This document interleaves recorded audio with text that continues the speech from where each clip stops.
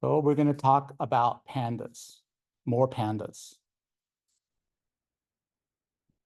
So again, we're going to do a little bit of a review about what we talked about last time, just a few minutes.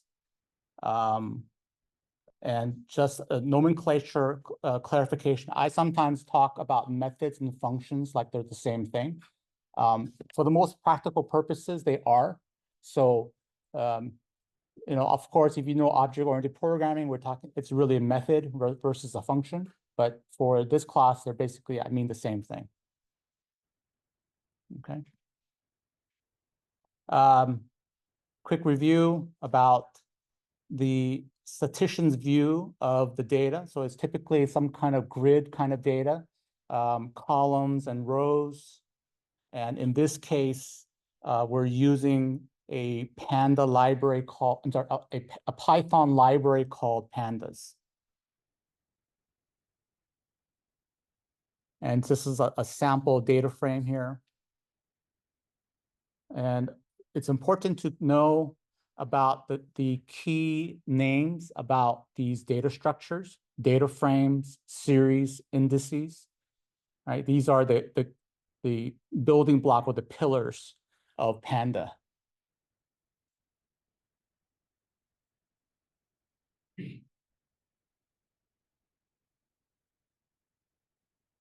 Okay, and then another quick review about the data frames is how to get into specific columns or specific rows, right?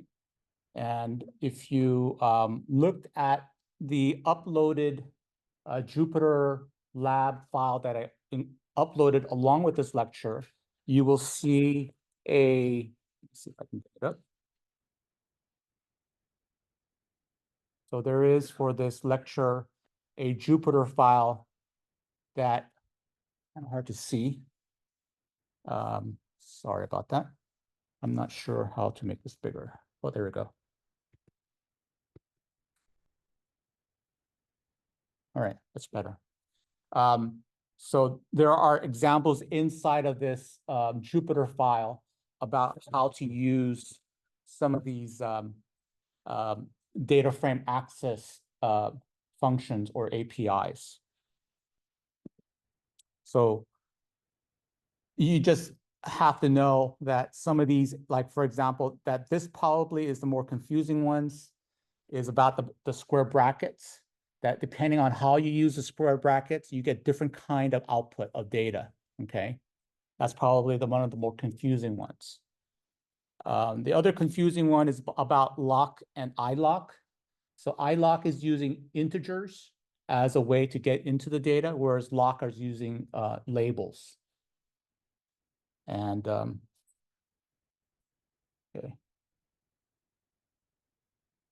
So now we're going to talk about some new concepts that you may have never heard before. So we're going to just quick overview: string operations, adding and dropping columns, passing an index into an argument into the loc API, using the group by and the various functions on group by, using understanding pivot tables, and doing merge on two data frames. Okay.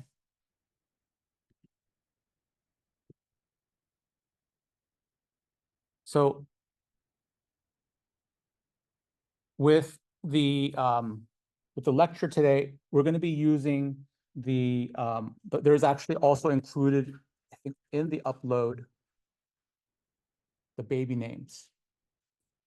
So that baby names is used throughout this lecture to sort of being able to load that baby names into a data frame, and then doing kind of these kind of goals into that data set, right? So finding the most popular name in California in a certain year, finding names that start with a J, and so forth. And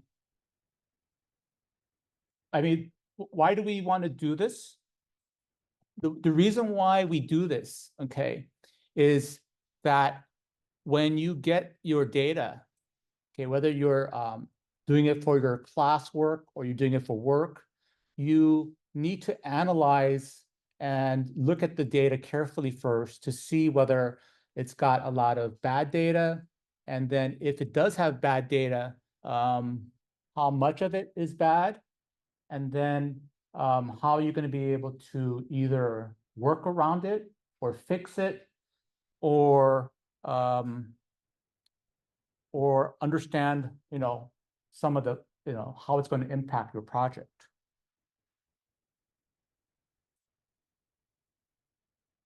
So the first concept is about str, or basically string functions off of the data frame. So in this case, we want to be able to find occurrences of data where there is a string data, and then see where that data might occur within the data frame. Okay, so, and you remember that we also talked about how something called the Boolean list from last time, how you give it a Boolean list of basically all the rows. So if there's a data frame with 100 rows and you provided a Boolean array of 100 Booleans, and they're either true or false, then it's going to give you back all the rows where the true is true, okay?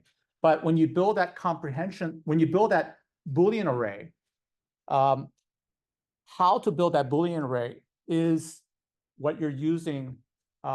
You're using this string operations to know, oh, this particular column, this particular has a string that starts with J. So I'm going to put a true here. This next row doesn't have anything that starts with J. So I'm going to put a false here. So then you're going to get a whole array of true and false. And then you're going to be able to return back to your code just the rows that this particular column has, starts with J. Does that make sense to everybody? Right?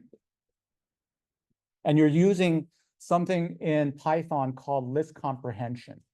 Okay, so if you're not familiar with Python and list comprehension, this is the time to get more familiar with it in this class. So we want to find all the rows where the name column starts with something with J. And so looking at a little sample here on the right, you want to be able to find something where the name starts with the capital J. And then if it's true, then you want to pass that list of Booleans into the square bracket or into lock the lock API. Okay. So this is sort of like a how you say, a sample kind of question that you might see on the midterm, right? So you might see something like this where I might ask you, oh, if I had this kind of code here, what kind of results would you see in the sample or in the head function if it returns the first 10 rows of the results? And then I'll give you a couple of choices about what you might see, okay?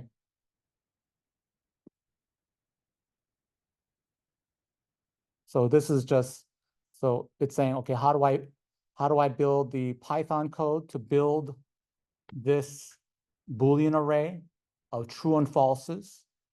And then I plug that array of Boolean array into the data frame with the square brackets. It's going to return me then a subset rows of those records in that data frame. And then I can just generate a sample of 5 records out of this data frame, resulting data frame. And that would be the resulting code for doing that with the baby names and that logic that we were just talking about, the columns where it starts with J in the name column. Okay. This is just 2 different approaches for solving that same problem. So here on the top, we're still doing list comprehension, and this is where you are getting all the rows, each row out of this column name, out of baby names, and then based on X for each row, you want to then apply this condition, right? And then that's going to give you back a true or false. And the second one is doing a different approach, but using the string function. And here we are doing it basically a little bit different way. In terms of which way is better or appropriate, it really doesn't matter to, well, it only matters in terms of who you are working with on this project, right? So, or who are you working on, who are you are working with, if anybody, in either a data science project or by yourself, right? If you're working by yourself and you understand the code, it's fine. But if you're working with others on a project, not necessarily this project in here, but other outside projects, you want to make it a little bit easier to understand, right? And so that's all about, as a software engineer or data science, making your code and collaborating, not making your code so cryptic to understand. There was a list of, I'll share it on discussion board, but I saw like a list of what they considered,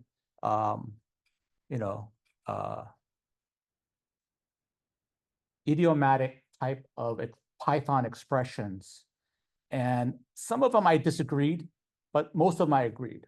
And I think that if you come from, I guess, a Java or C++ kind of background, and maybe if that was your original first language to learn as a CS student, then you might find the second approach a lot more easier to understand. But if you're coming from Python, you might understand the first approach a lot better, and that might be more natural to you. Okay.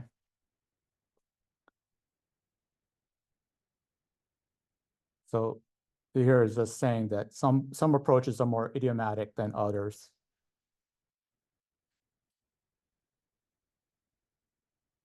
But it's for this class purposes, either approach is fine. Okay. Here is just more things about the stir functions. The stir functions basically works basically on a series. That's basically when you say baby name, square bracket, name of the column, and then you use the stir function, it's basically working on basically a series. It's not working on the whole data frame, but just a series, which is the vertical portion of that data frame.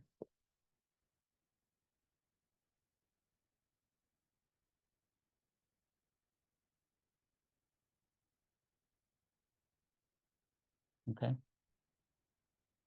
This is okay. Okay, so starts with, contains, and then split. These are all different kinds of string functions that you can use.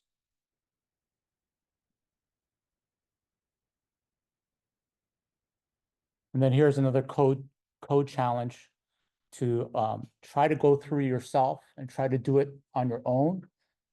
See if you can actually solve it without looking at the next slide. Okay, so here it's saying,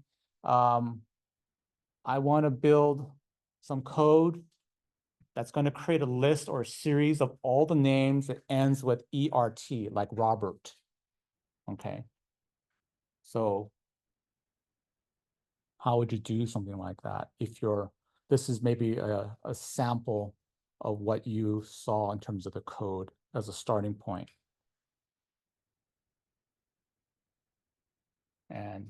it kind of looks like the previous one of starts with, but here we're using ends with. And then we apply that into the data frame to get just those rows.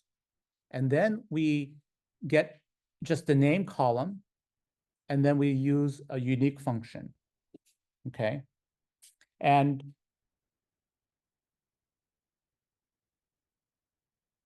part of assignment 2, the unique function will be kind of useful because you're going to try to figure out like the unique set of data inside of these inside of that data set that is provided in the second assignment that's coming up soon.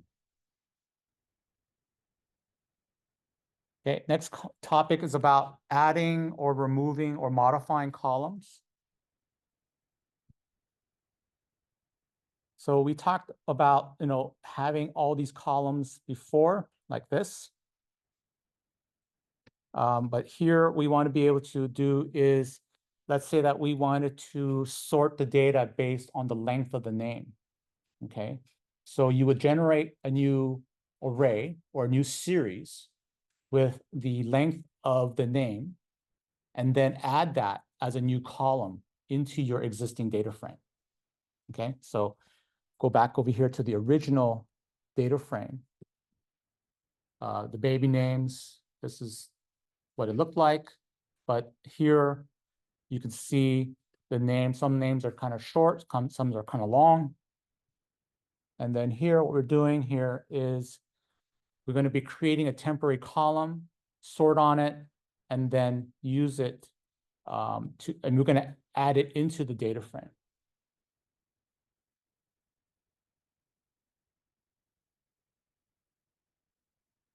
Oops, a little bit of typo of spring 2019.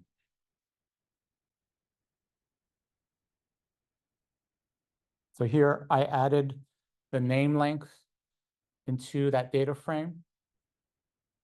And then you can actually sort these rows based on the length. And then if that's, let's say you wanted to know, give me the last, I guess the top or last 20 names that are the longest in this data frame, right? That would be very helpful to do that. Or the opposite, give me the shortest names. So here, this is kind of like how you do it. You create a new series or array. You focus in on one specific column. You use a stir function, use the len to calculate the length. And then here, this is how you add the column to the data frame. You just use the square bracket.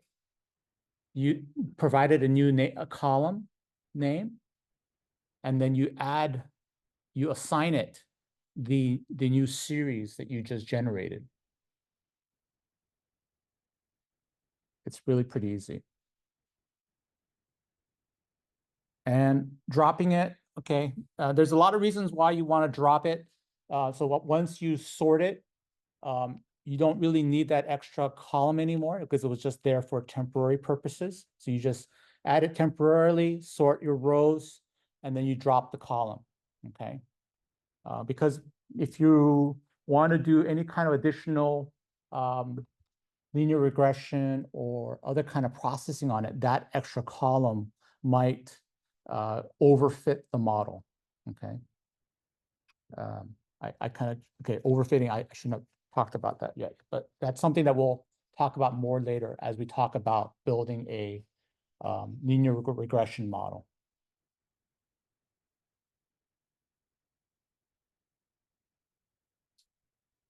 So here's how you drop a column from the data frame.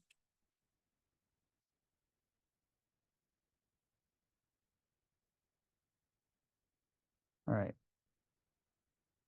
And then this is sort of another way of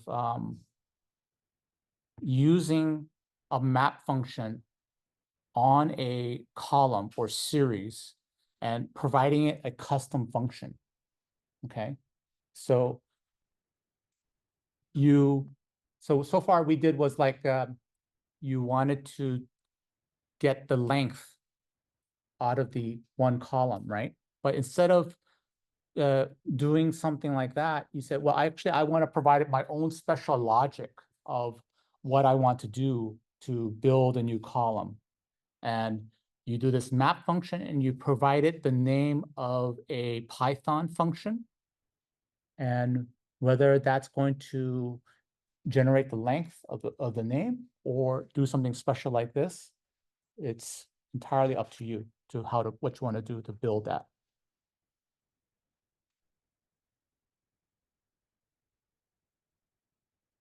Okay, a little bit more about the lock function. So when we were trying to sort the data by length of the baby names,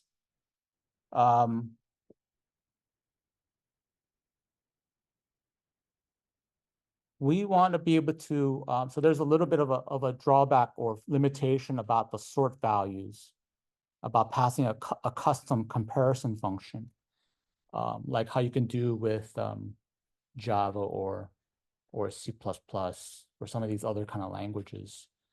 But with Python, you don't have that functionality.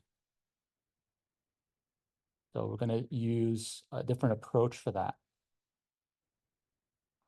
And then the second approach is using the lock function and then giving you back basically the exact index that matches that data frame. And we'll see this in action here.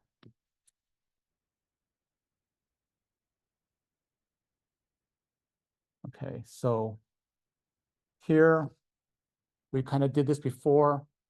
We're generating a series based on the name of the length. Okay. And then step 2, we're going to sort the series of only the name lengths. Okay, so here's the name length. We didn't add it to the data frame yet, but we sort the values. So now we have all the data, we have all the lengths sorted by length. But here you can see on the left here, lower left, these are all the length. This is pre-sorted, but this is post-sorted. You can see now that the lengths are sorted. And here on the left, these numbers are actually the indices into the series or data frame that was part where it originally came from. Okay, so now that we know we have the data sorted by length, we also know where this data fits back into the original series or back to the original data frame. So here, we pass that indexes that we sorted by length and we use it into the lock function. Remember the lock function, you can use labels, right? Well, those labels these are here. These are actually the labels. Oops, went back the other way. So now we're applying then this set of labels into the baby names and then giving us back now, if you were to, this by itself is then going to give you back just those records that are now sorted by this length. Okay. So now this is another approach. Okay, how are we doing on time? Okay.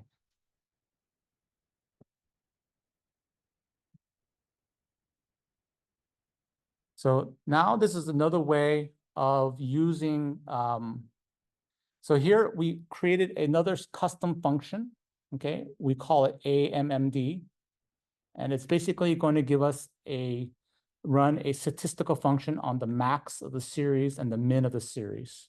It's just a made up function name. And here's that function that I just talked about, AMMD, which is going to give us either the max, subtracting the min from the series from the max of the series. Okay. So here, suppose we wanted to know, let's say, between Jennifer and another name, and what are the differences between these two different data sets, right? So if we knew two different data sets, so here's now a series called Jennifer Count of all the names of Jennifer across all those records. And that happens to be across all the years inside of this data set. So this baby name record, the whole data frame is the number of times in a certain year a name is used in that year, okay? So in this case, it's saying, give me back all the names of Jennifer and give me just the count column, okay? Now, I want to then be able to calculate the difference between the min and the max. This actually, if you actually run this with the data I provided, there's a little bit of typo here. This number here doesn't actually match the actual data when you actually run it with my sample baby names. It's slightly off. Okay.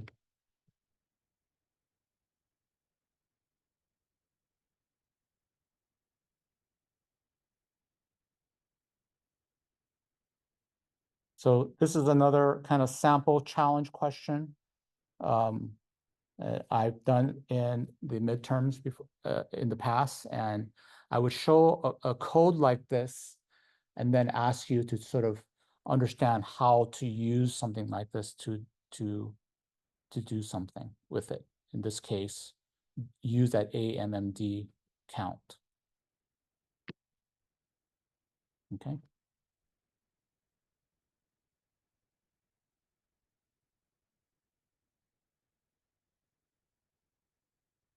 So here is just a way for getting that AMD for every name in the data set, just scoring through all the names.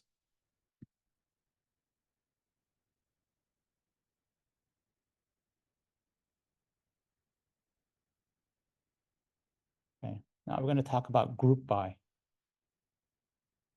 Now, group by is, here's an example of how to use, how this group by function works. So suppose you had a data frame that looked like this on the left. And you had, let's say, in this column, which is the years, you want to say group by the year. And what it's going to do is it's going to create basically small little blocks of data. And so it's going to say, okay, you're going to have, in this case, 3 blocks, and each block has one or more of records within it, okay?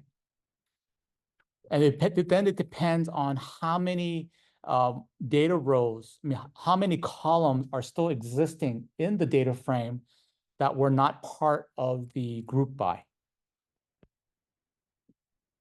A little bit of a trick or thing that you have to be very careful about is that when you use the Python code exactly in this way, when you do this sum, you see, if you look at this here, if you do the sum, you might think it's just going to stick with the numerical columns, but it actually won't. It actually will try to apply it on the non-numerical columns as well. So that's why when you actually run this, you will actually have to specify which columns to actually focus on. Okay, you can't just call sum, but you actually have to specify which columns to actually do the sum on. I think I have it in the Jupyter lab file of how to focus in on that column.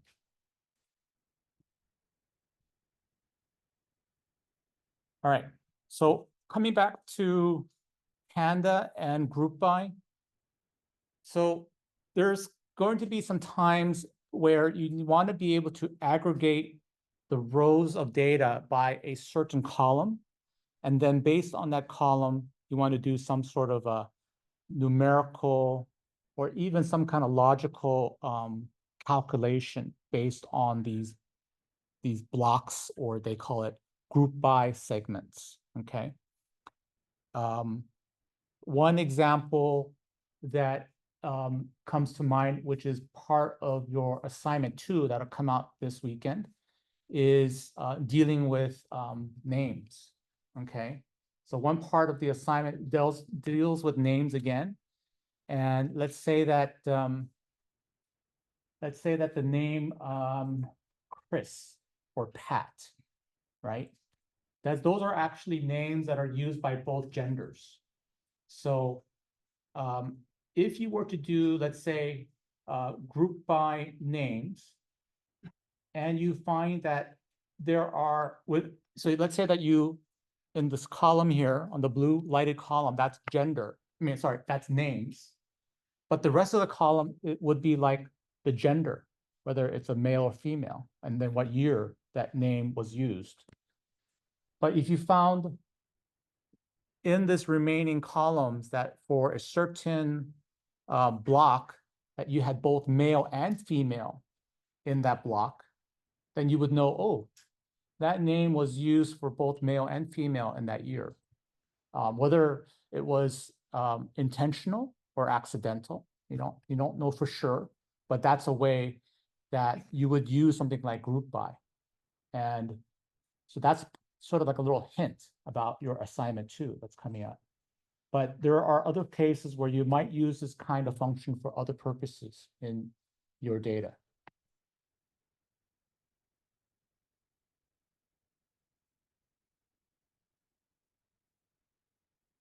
So the output of this group by is just saying that it's not a data frame, but it's another kind of specialized data frame called data frame group by object. So this data structure here looks like a data frame, but it's actually not. It's actually something called data frame group by. You can see that you print out the data type here of the resulting object that comes out of group by. And then from the group by, you can call these other functions on it, like aggregate, size, filter, and so forth. So here you can say, what are my size, right? Let's say for the name Jennifer, Chris or Pat, there's going to be, if you group by like, let's say for 1 year, and then you get male and female, you're going to find that the size is 2 here, or more than 1. So if you know that the size is more than 1, you're going to know that that name was used by more than 1 gender.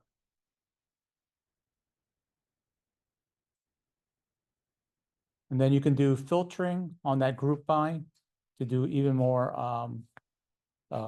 filtering down of that data.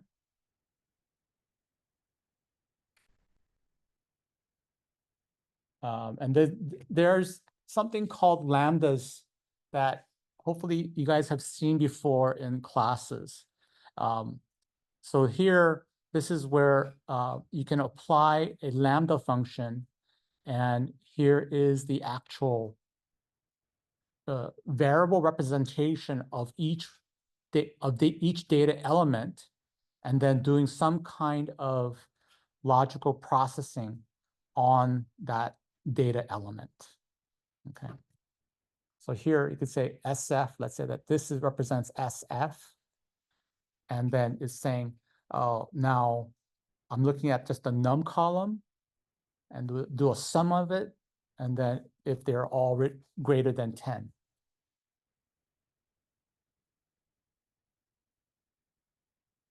And these are additional types of functions that you can use besides like aggregate. You can apply, throw the sum function in there, or call it directly on the group by. You can do 2 different ways.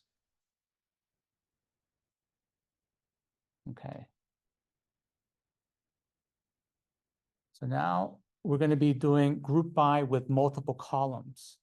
So far we talked about grouping by just one column and now grouping by two columns.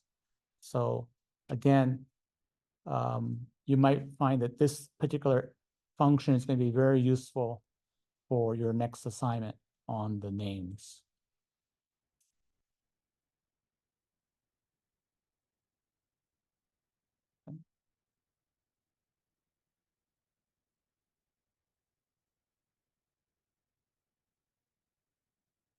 So pivot tables,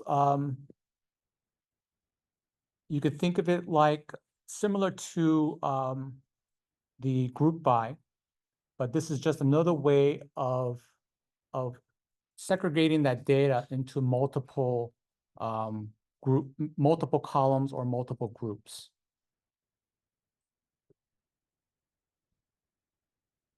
And then last is about merge. So with merge, you're going to find that with merging, you need to have both sides to be a data frame, okay? So if you have one data frame, let's say back over here, so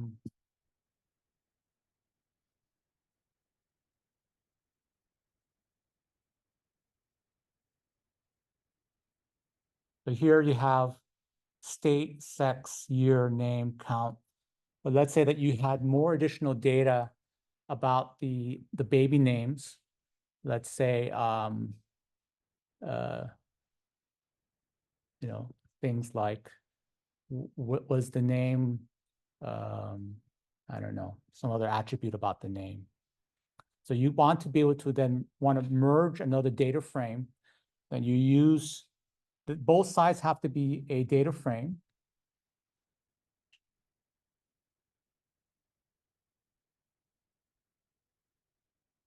Okay, so right here, one data frame, and then you apply it with another data frame, and the result, the returning value from this is the data frame, merging both data frames together. You should try this and experiment with this within the Jupyter lab that I provided. And there's multiple variations of that. And then there's, just like an SQL merge, there's left, right, outer, and inner, and cross.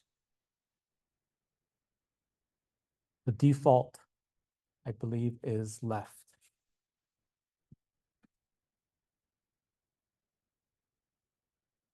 Okay. All right.